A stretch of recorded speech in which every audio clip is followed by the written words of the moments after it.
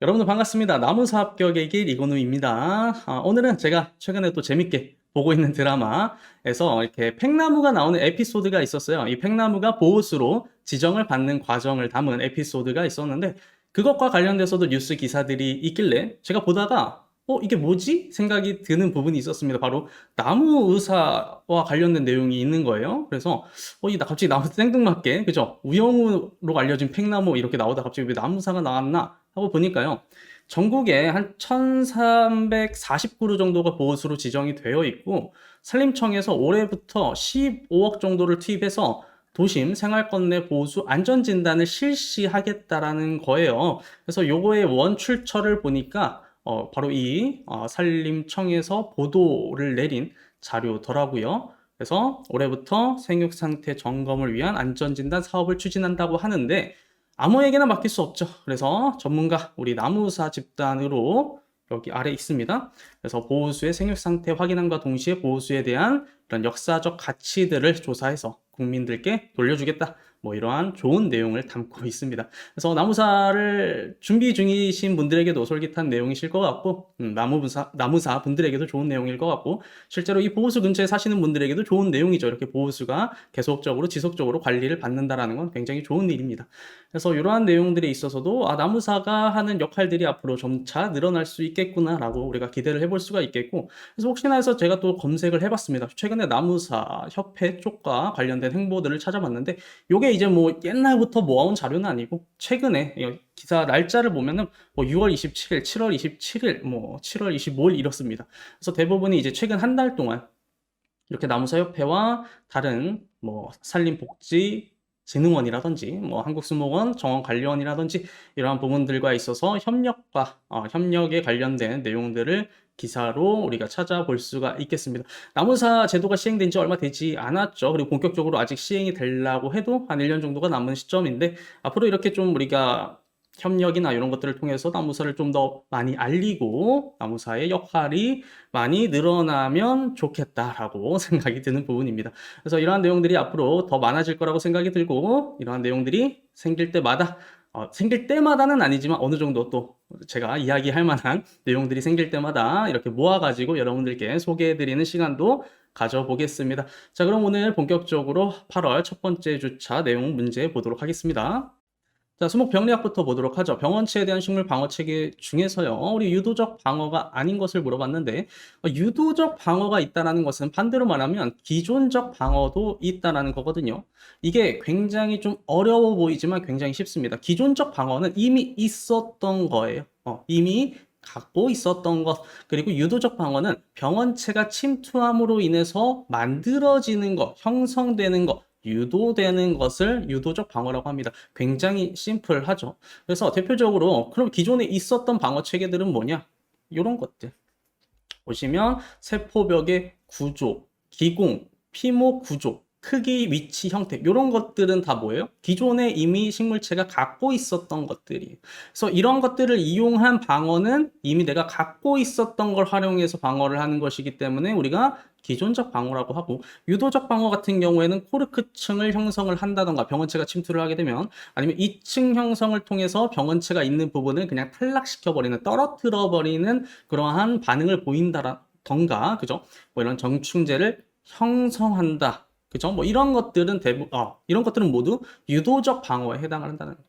그래서 심플하게 봤을 때 이미 갖고 있었던 자원들을 활용한 방어는 기존적 방어, 내가 새로운 어떤 것들을 형성해서 반응을 보이면서 방어하는 것은 유도적 방어다. 이것만 알고 계시면 이런 유도적 방어와 기존적 방어를 구분해서 푸는 데는 전혀 어렵지 않다. 자, 보면 코르크층 형성을 통한 방어. 자, 3번 과민성 반응.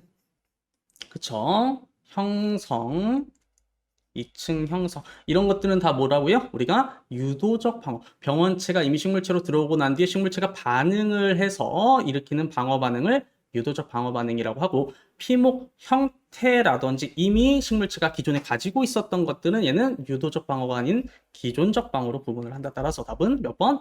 2번이 되겠네요. 자, 이번에 수목 해충학으로 한번 넘어와 보겠습니다. 우리 수목 해충학 책을 가장 먼저 넘겨보면 왜 곤충은 지구상의 생물종의 절반 이상을 차지할 만큼의 번성을 했는가에 대한 내용이 나와요.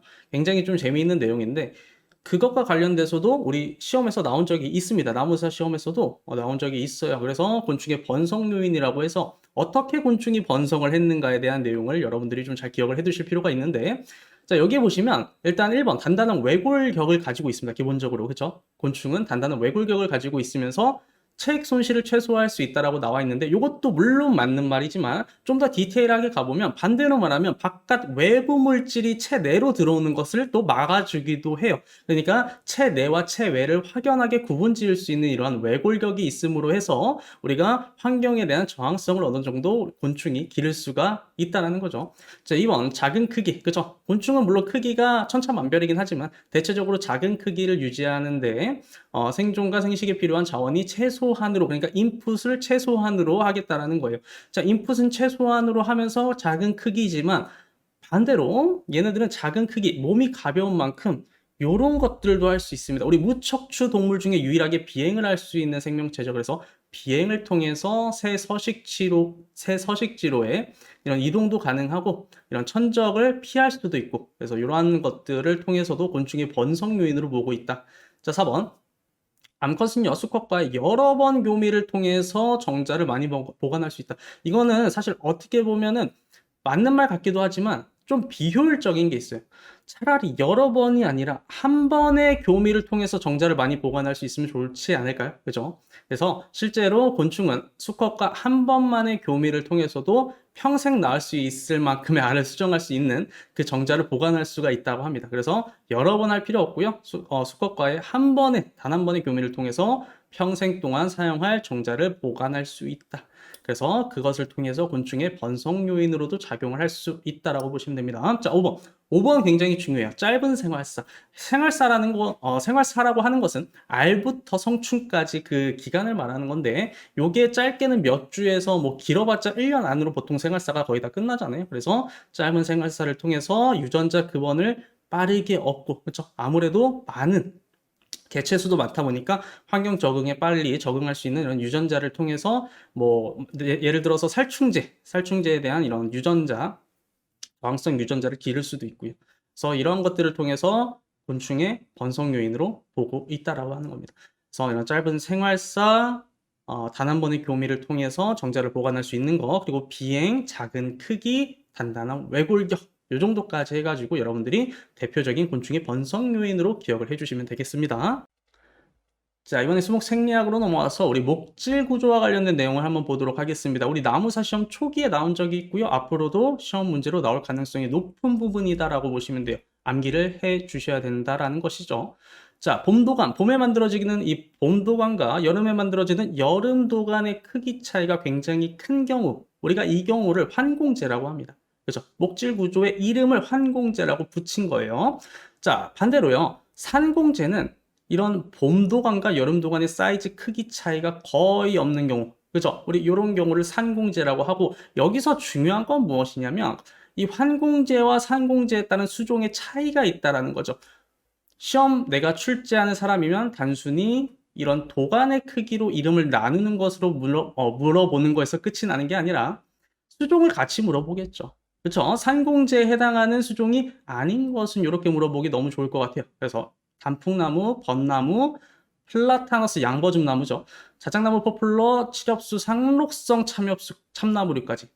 요거까지만 산공제로 여러분들이 암기를 해두시고 나머지는 그냥 황공제로 해두세요. 이런 것들 암기하실 때 항공제 수종들, 상공제 수종들 이렇게 따로따로 다 암기하시는 것이 아니라 가급적이면 하나만 암기하시고 나머지 하나는 그러니까 여집합이라고 생각하시면 되는데 아무튼 얘네들 아니면 나머지는 항공제로 취급을 하시면 되니까 그렇게 좀 암기를 해두실 필요가 있다라고 보시면 돼요. 그럼 선생님 항공제, 상공제에서 끝이 나느냐? 사실 그거는 아니고 우리 반환공제라고 하는 것도 있습니다. 반환공제. 요거는 산공제와 항공제의 중간 정도라고 보시면 돼요. 그렇죠? 애매하게 항공제도 아니고 산공제도 아닌 그 중간 어디에 껴있는 얘를 우리가 반환공제라고 하는데 얘는 여러분들이 딱 두 종만 기억을 해두시면 돼요. 호두나무 그리고 가래나무 요 두 개만 기억을 해주시고 넘어가시면 되겠습니다. 그래서 우리가 상공제에 해당하는 요 수종들만 잘 기억을 해주시면 될 것 같고, 자, 아무튼 우리 같은 크기의 도관이 연륜 전체 골고루 산재되어 있다라고 하는 것은 환공제가 아니고, 그죠? 산공제에 대한 설명이니까 2번 이렇게 체크하시면 되죠. 자, 이번에는 우리 토양 공기와 관련된 부분을 볼 건데, 우리 나무사들에게는 이 토양 공기 조성에 관련된 게 굉장히 중요한 부분이다. 왜요? 나무는 호흡을 하죠. 실제로. 그리고 토양 내에 있는 뿌리에서도 호흡을 합니다. 전체 호흡량이 한 8% 정도를 뿌리에서 하기 때문에 이 부분을 절대로 간과해서는 안 되겠다. 따라서 이 비율, 그쵸? 토양 공기의 조성 비율, 이거 참고로 퍼센테이지입니다. 한번 제대로 볼 필요는 있겠습니다. 자, 우리 질소가스 한번 보도록 하겠습니다. 질소가스는 뭐 대기건, 토양이건 크게 비율의 차이가 없습니다. 이 부분은 그냥 우리가 빠르게 패스해도 되겠죠. 자, 그런데 우리가 주의 깊게 보실 필요가 있는 부분은 바로 산소부터 해서 바로 이 O2를 보게 되면 대기에서는 한 20에서 21% 정도, 하지만 표층토 그리고 심층토, 그러니까 토양이 깊어지면 깊어질수록 지금 비율이 떨어지고 있다. 산소 비율이 낮아지고 있다. 자, 반대로 CO2는 어떻습니까? 표층토에서 심층토로 가면 갈수록 올라가고 있죠. 수치가. 그죠? 비율이 올라가고 있어요. 즉, 이 말인즉슨 뭐냐면 우리 공기는 어떻게 이동을 합니까? 확산을 통해서 이동을 한단 말이에요. 농도가 높은 곳에서 낮은 곳으로 이동을 하게 되는데, 자, 그러면 농도가 높은 토양 내에 있는 CO2는 대기 중으로 이동을 할 거고, 자, 반대로 산소 같은 경우에는 대기에 있는 농도가 더 높기 때문에 표층토나 심층토로 이런 식으로 아래쪽으로 이동을 하겠죠. 확산에 의한 이동을 할 것입니다. 그래서 이 부분을 잘 좀 기억을 해주시고, 한 가지 더 우리 수증기와 관련된 거, 다시 말하면 상대 습도와 관련돼 있는 부분이기도 해요. 물론 대기 중에도 굉장히 많은 수증기가 상황에 따라, 기후에 따라서 이렇게 있지만, 우리 토양 내에는 95%에서 100% 정도의 상대 습도를 토양 내에 있는 공극이 갖고 있기 때문에 상당히 대기보다 많은 양의 상대 습도를 가지고 있더라. 따라서 1번 토양 공기의 상대 습도가 대기에 비해 낮거나 비슷하지 않죠. 그렇죠? 상대 습도는 대기에 비해서 훨씬 더 높은 것이 토양 공기의 특징이었습니다. 그렇기 때문에 1번이 틀린 보기가 되겠고요. 나머지도 아까 전에 보셨다시피 이산화탄소는 토양 내에 더 비율이 높다. 그리고 산소 같은 경우에는 그 심층토 더 깊어지면 깊어질수록 비율이 낮아진다. 이 정도 기억하시고 그 공기의 이동 확산에 의한 이동 흐름에 따른 방향 정도만 여러분들이 기억을 해주시면 되겠습니다. 자, 그리고 우리 수목 관리학 마지막 문제입니다. 우리 나무사 시험에서 벌써 2번이나 물어봤었던 내용인데, 요거를 사실 저는 문제로 왜 물어보는지 아직까지 이해는 할 수는 없지만, 요 문제를 좋아하시는 분이 우리 출제자분 중에 계신 것 같습니다.